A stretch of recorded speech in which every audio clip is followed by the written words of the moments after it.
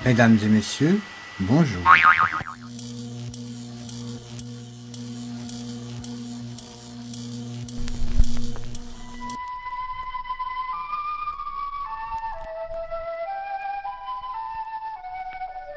The wood spider is the most accomplished of all web-building species. Recently, scientists gave these tiny creatures a variety of psychoactive drugs to observe their effects on web building.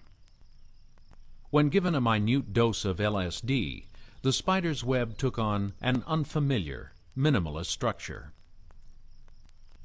When given caffeine, the web structure was not affected, but the spider's behavior was. Given THC, the active ingredient in marijuana, the spider didn't build a web. It built a hammock, where it lay all day and watched the caffeine spider go.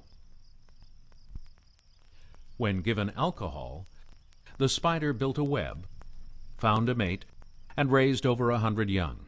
But the mate got a restraining order, and now the spider can't go within 100 centimeters of the web. The crack cocaine spider figured building webs was for suckers, waited till the caffeine spider was exhausted, then came up behind it and popped a cap in its ass. Nice web, Mr. Crack Spider. When winter came, the marijuana spider had no place to live. It ended up in the crack web as the crack spider's bitch. For more information on the crack spider's bitch, contact the Canadian Wildlife Service in Ottawa.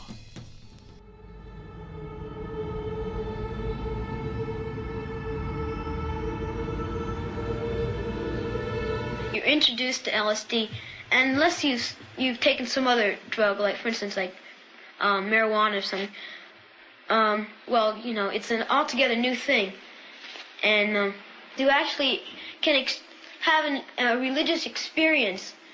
And it can be even more important than reading the Bible 6 times or becoming a pope or something like that, you know. At Millbrook, children as young as 9 were given LSD.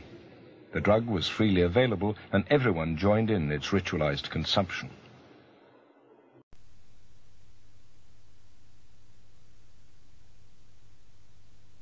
The drug was administered in a drink of water given at the start of each day's exercise.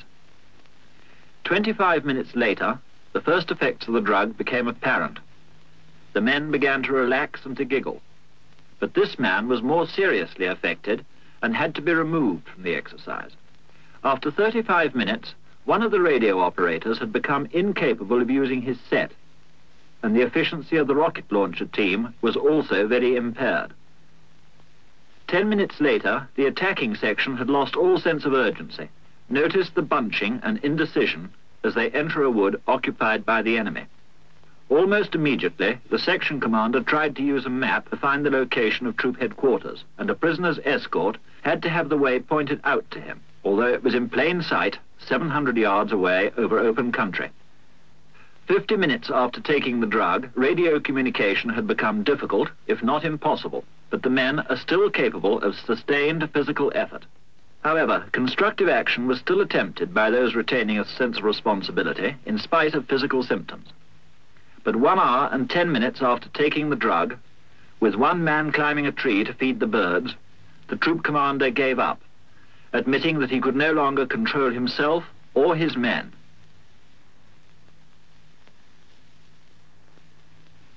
He himself then relapsed into laughter.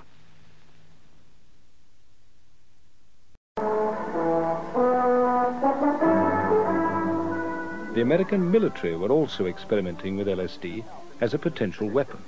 Here is a group of normal soldiers responding correctly to a series of routine drill commands. After receiving a small dose of LSD, they're confused and undisciplined. The idea was to spray the drug on enemy troops. The dose, however, proved rather difficult to control.